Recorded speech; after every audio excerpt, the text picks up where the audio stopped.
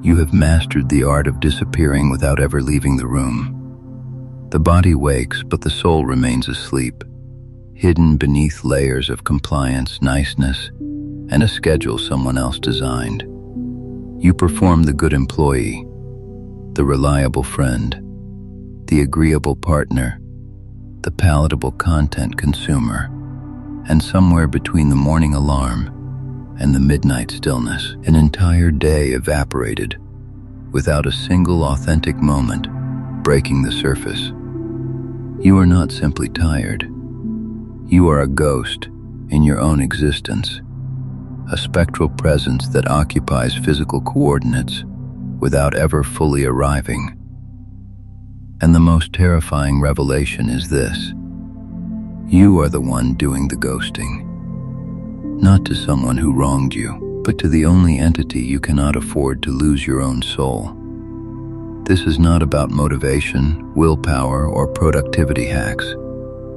This is a psychological emergency of self-abandonment that fragments the psyche, drains creative vitality, and leaves you as nothing more than a curated outline of a human being.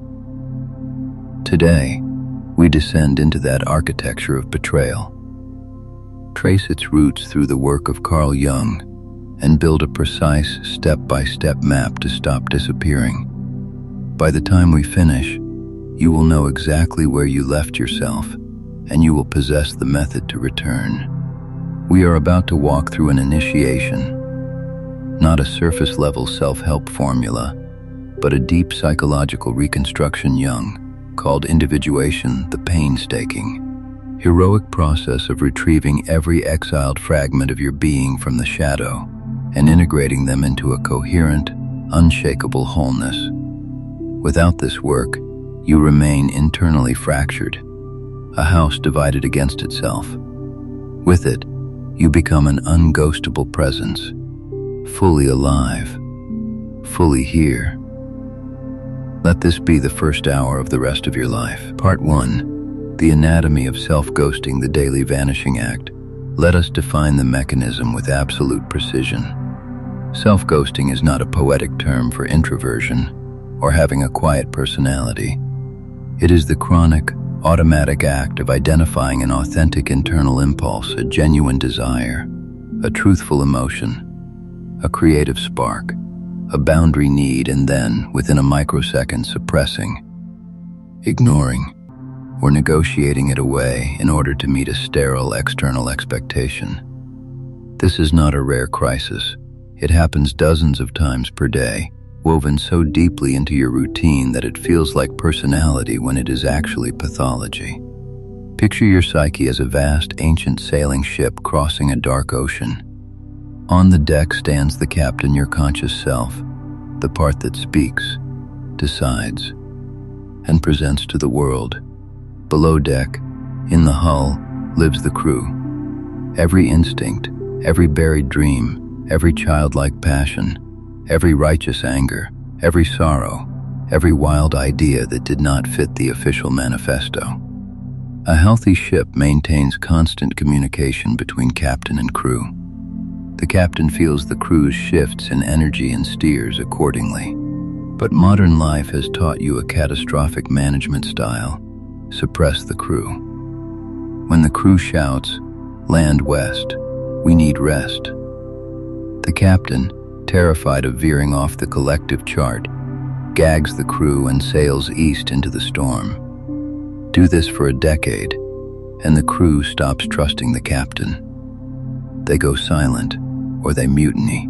That mutiny is what we later call a breakdown, burnout, or self-sabotage. Jung would explain this by pointing to the shadow, that vast repository of everything you refuse to acknowledge about yourself. Every time you ghost an authentic impulse, you split off a fragment of psychic energy and send it into that darkness.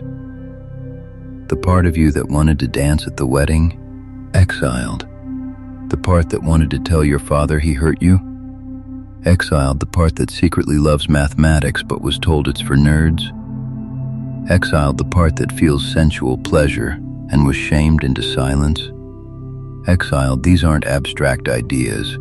They are living psychic entities that now operate below your awareness, draining your vitality and directing your life from the shadows. The primary symptom of this fragmentation is the feeling of being a passenger in your own life.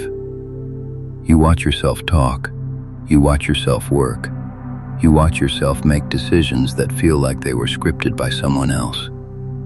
The you that observers see is the persona, the social mask, and it has become so over-identified with your identity that the real you, the unified self, has retreated into the background like a ghost. You are haunted, not by a malevolent spirit, but by the absence of your own presence. Part 2. The 4 betrayals, the splitting of the psyche, the fracture, does not happen in one dramatic event.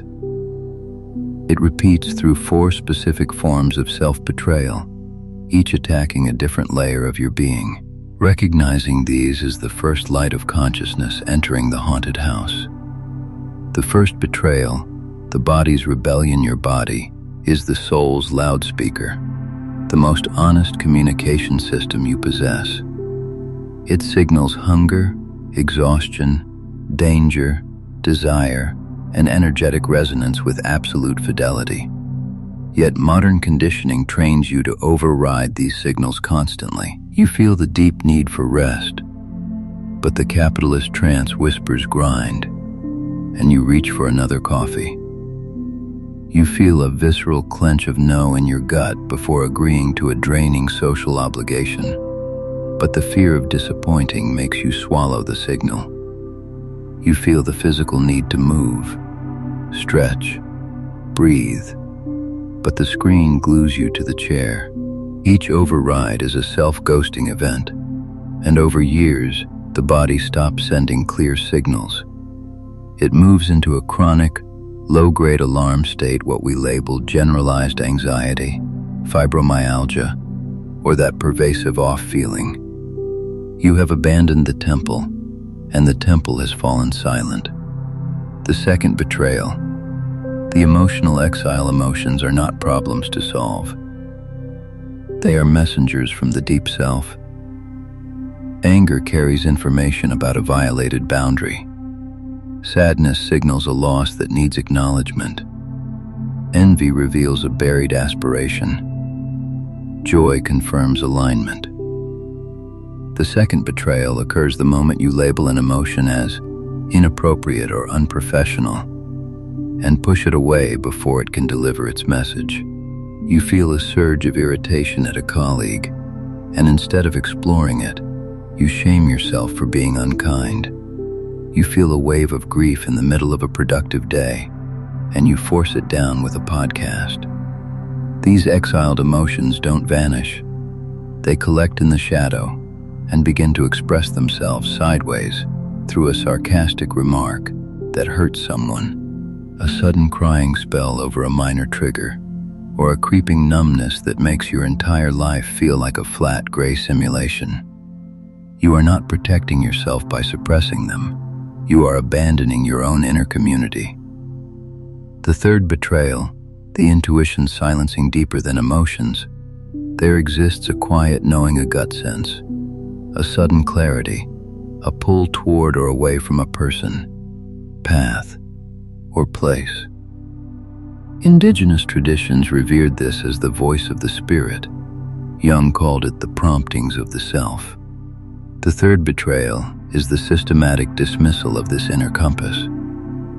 You know, at a deep level, that a particular career track is slowly killing you, but the prestige and the paycheck make you label that knowing unrealistic. You know a relationship is draining your life force, but you stay because the disruption seems too messy.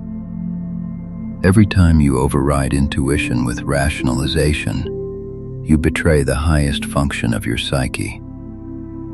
Over time, the intuitive voice becomes so faint, you can no longer distinguish it from anxiety or wishful thinking. You have exiled your own internal guide, and then you wonder why you feel lost. The fourth betrayal, the death of the personal myth. Every human being carries what Jung called a myth, a unique, meaningful pattern of development that wants to unfold through their life. It is not necessarily a grand external destiny. It is the authentic way you are meant to relate to work, love, creativity, and the sacred. You glimpse it in the daydreams you dismiss, the someday you never schedule. The quiet envy you feel when you see someone living a life that inexplicably resonates. The fourth betrayal is the most profound, when you feel that call, the authentic impulse of your own becoming, and then, out of fear of failure, fear of judgment, or sheer inertia, you turn away and commit to a safer script. You ghost your own myth, and you spend the rest of your life experiencing a persistent underground grief, as if you are mourning a death you cannot name. The death is yours, the person you were meant to become, buried in the shadow. If you were to tally these 4 betrayals across your last 72 hours, what would the count be? Do you now see the scale of the abandonment happening within your own skin? And here is the cruel paradox. The psyche will not let this betrayal go unanswered. The next section reveals how your exiled parts fight back, and why your worst self-sabotage is actually a desperate rescue mission. Part 3.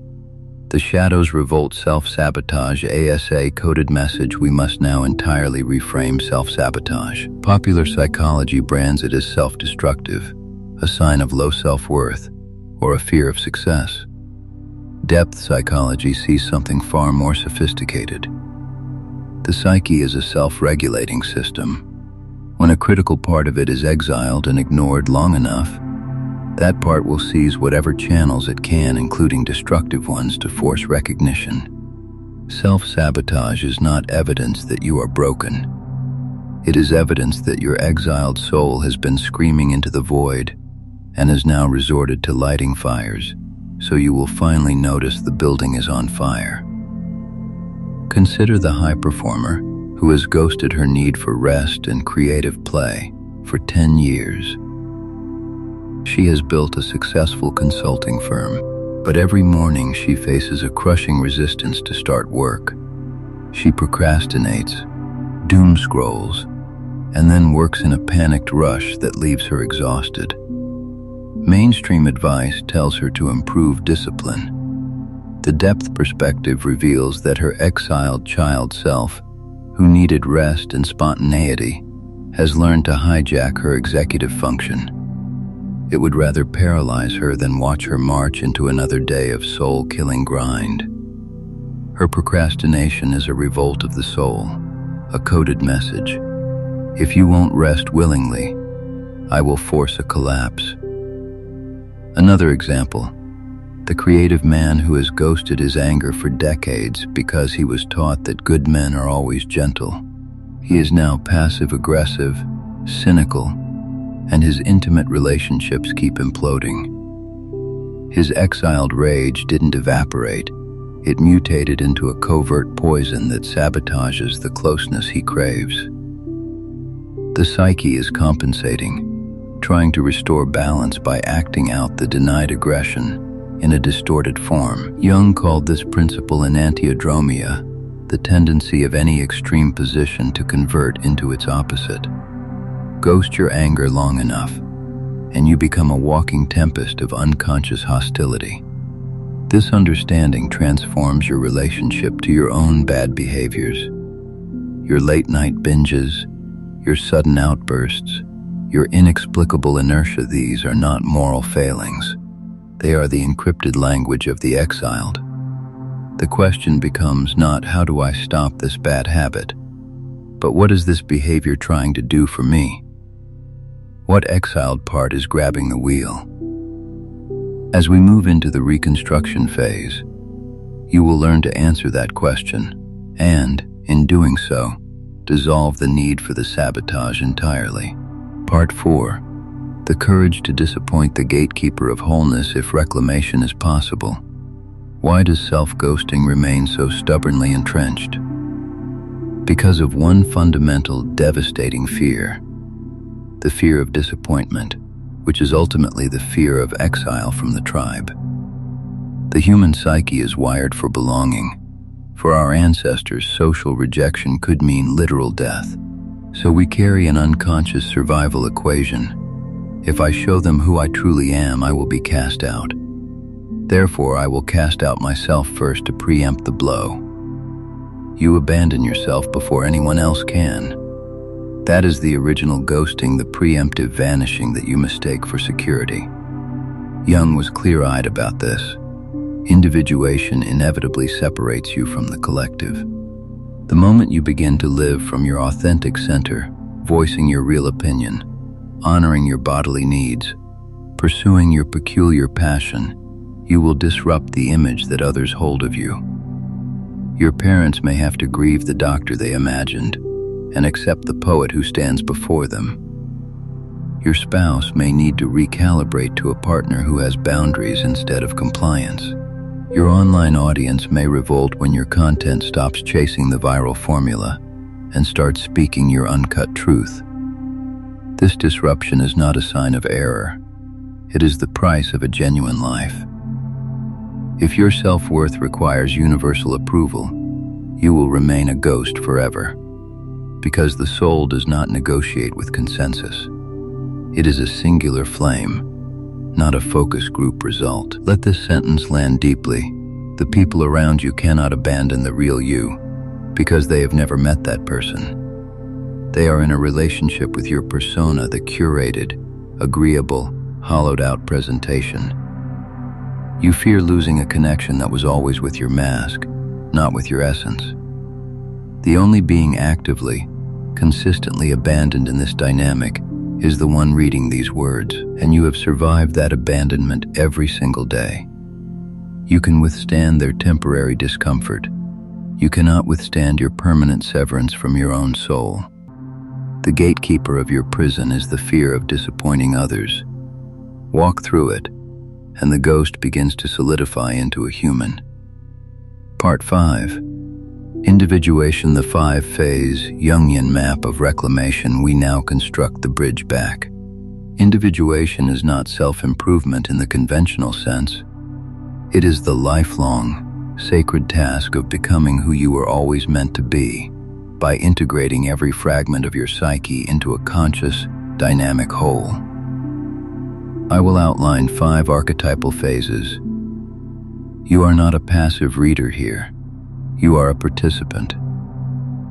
Locate yourself on this map.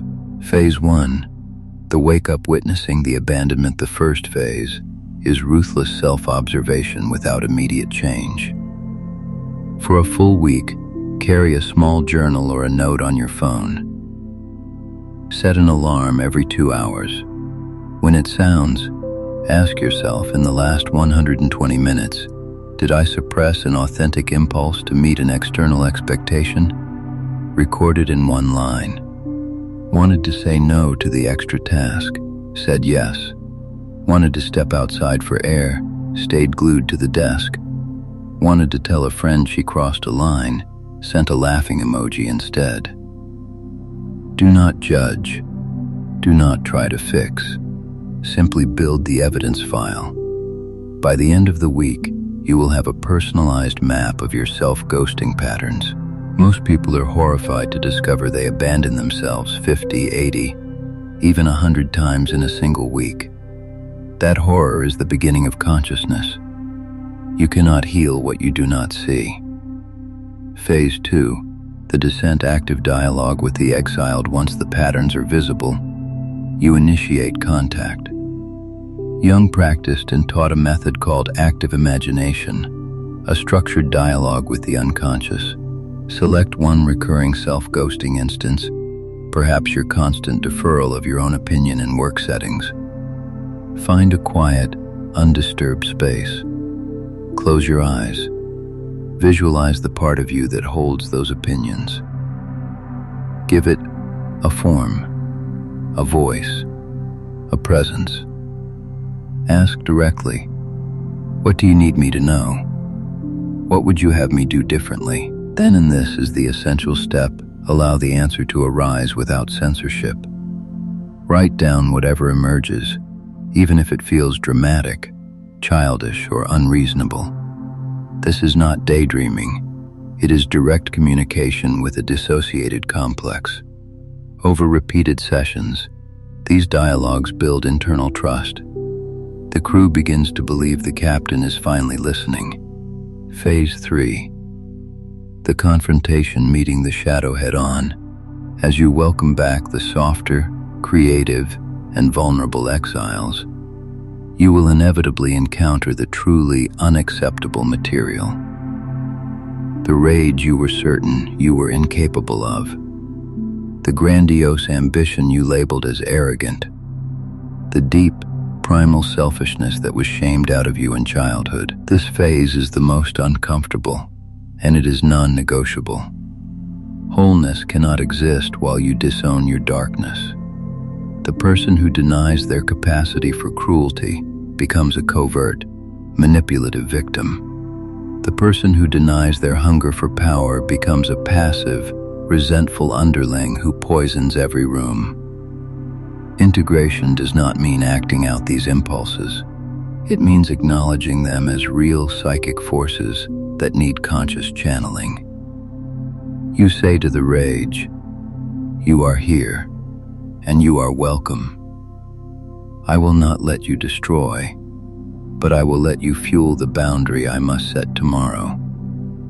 You say to the grandiosity, "You are here, and you are welcome.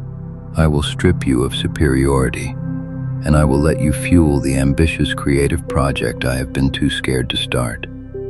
When you own the shadow, you become trustworthy. When you deny it, you become a danger to yourself and everyone around you. Phase 4. The integration, living the symbolic life with the shadow acknowledged and the exiles in dialogue. The next phase shifts from internal work to external expression. You begin to align your daily actions with your integrated inner reality. This does not mean quitting your job tomorrow. It means infusing your current life with symbolic meaning. A meal becomes a ritual of gratitude for the body you stopped ghosting. A difficult conversation becomes a ceremony of honoring your emotional truth. Your work, even if transitional, becomes a practice of bringing your full presence instead of your persona. Jung called this living the symbolic life, and it is the antidote to the hollow ghost state. The split between inner and outer begins to seal. You are becoming an individuated person, not a collection of warring masks. Phase 5. The emergence, the encounter with the self. The final phase is not achieved, it is received. As you persist in the daily choices of integration, you will begin to experience moments of deep coherence, synchronicities, meaningful dreams, a sudden and undeniable sense that your life has a thread, and you are finally weaving it consciously. Jung called this the emergence of the self, the archetype of wholeness that replaces the ego as the center of the psyche. You stop being the performer and become the author. You stop haunting your life and start inhabiting it. These moments are fleeting at first, but they expand. The ghost is no more. There is only a living soul, fully present. Part 6.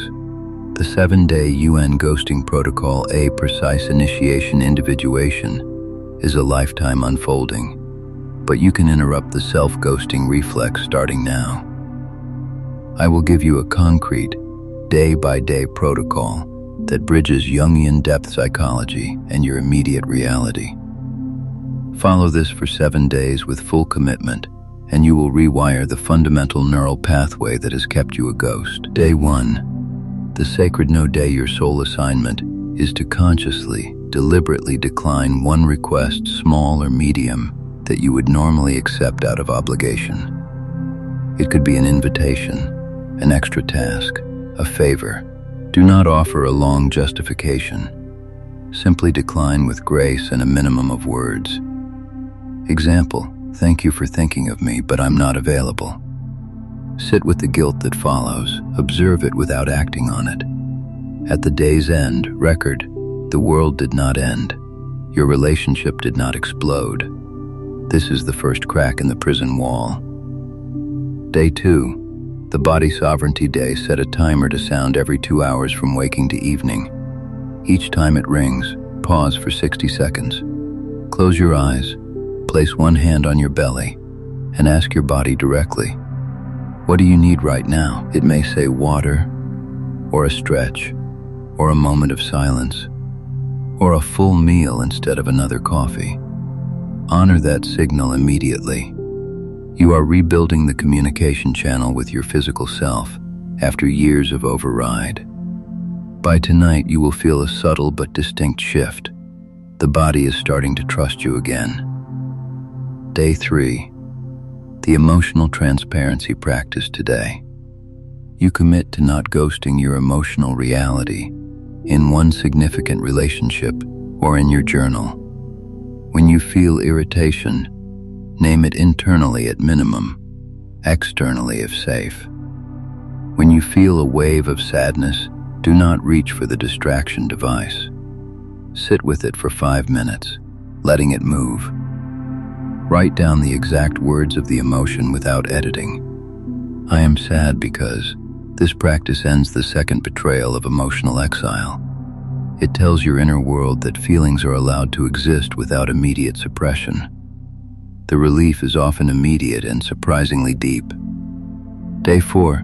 The Shadow Inventory Projection. Recall. Take a blank page. On the left, list 5 traits you find most irritating, repulsive, or infuriating in other people. Be brutally honest. Arrogance, laziness, neediness, manipulation, narcissism. On the right, recall a specific time in your own life when you displayed even a trace of that same trait. This is Jung's projection withdrawal exercise. What you hate most in others is often a disowned part of yourself. Reclaiming those projections is a direct integration of the shadow. By the end of this exercise, the charge those people hold over you will diminish, and you will feel a new, grounded wholeness. Day 5. The micro-creative act of soul feeding your exiled myth is starving for one tangible act of reverence. Today, you will feed it. If the ghosted writer inside is weeping, write one full-page terrible, glorious, anything. If the painter is abandoned, spend 20 minutes with cheap paints and no goal. If the entrepreneur is silenced, research one concrete step for that unconventional idea. Do not evaluate the output. The act itself is a sacrament. You are telling the exiled one, I see you. You matter. I am no longer ghosting you. The energy released will feel like a long-held breath, finally exhaled. Day 6. The Persona Interruption Audit. One domain where you know you wear the heaviest mask. Perhaps it's your polished social media presence, your perfect employee performance, or your no-needs partnership. Today, take one deliberate step to show a more authentic, imperfect version. Post a photo without a filter and with an honest caption about a struggle. In a meeting, admit you don't have the answer instead of bluffing. Tell your partner something you actually need. The persona will panic. That is a sign it's working. You are dismantling the ghost's costume. The real you is showing its face, and the world does not crumble. Day 7. The Council of the Whole Self-Integration Ritual. Find a quiet space at the end of this final day. Light a candle if it helps. Close your eyes and visualize a round table. Invite every part you have contacted this week to take a seat. The body, the emotional self, the shadow you reclaimed, the creative myth, the flawed unmasked human. Look around the table at these fragments you once exiled. Now, speak aloud or in a whisper, I commit to being the whole of us. No more ghosting. No more abandonment. We are one life, and I will lead with all of us present. Sit in silence for a minute. This ritual seals the week's work into your deeper consciousness. It is a new covenant with yourself. This protocol is not a one-time cure. It is a reset, a rite of passage you can return to whenever you feel the fog returning. The goal is not perfection. The old habit of self-ghosting will tug at you. The goal is presence. Every time you feel that ancient pull to disappear, you now have a choice. And in that choice, you individuate. You become unghostable. Part 7. The Vision A Life Without Hauntings. Let us end with the clearest possible image of what awaits. An individuated human is not a flawless human. They are a whole human. When they enter a room, you sense their presence before they utter a word, a grounded, calm, undeniable field of aliveness. They are not leaking energy trying to curate impressions. They are simply here. Their kindness is genuine, sourced from an integrated heart that has also owned its own sharpness, so it can be gentle without being weak. Their anger is clean, direct, non-destructive, a conscious force that protects rather than poisons. They have stopped abandoning themselves, so they cannot be abandoned in any existential sense. They carry their home inside, and the external world is a place they visit, not a stage they desperately perform upon. Carl Jung, in his later years, warned that the greatest threat to the world is the accumulation of unindividuated people ghosts in their own lives, blindly obeying the collective while their exiled shadows build pressure that eventually erupts as mass movements, scapegoating, and psychic epidemics. Your personal act of stopping the self-ghosting is not selfish withdrawal. It is an act of profound service. Every time you honor an authentic impulse to rest, to speak, to create, to leave, you give quiet, invisible permission to every other ghost still floating through their hollow days. Wholeness is contagious. Your individuation is a crack of light in a darkened world. The person who has ignored you the most, the one who left you feeling invisible and unheard, has been you. And the one who can end that neglect, starting in this very breath, is also you. The exiled fragments are not destroyed. They wait in the shadow, not with vengeful fury, but with patient, heartbreaking hope. The map is in your hands now. The cost of remaining a ghost is the slow, silent grief of a life that was never truly lived. The price of reclamation is the temporary tremor of disappointing those who were never in relationship with your real self. But what you gain is beyond measure. The felt sense of being real, of arriving fully in your own skin, of finally dwelling in the life that was yours before the world trained you to vanish. Stop ghosting yourself. Come home. The door to the basement has always been inside you. Turn the handle. Walk down the stairs. Your exiled ones are waiting to be welcomed back to the light. Your soul has been awake, patient, and utterly loyal to you through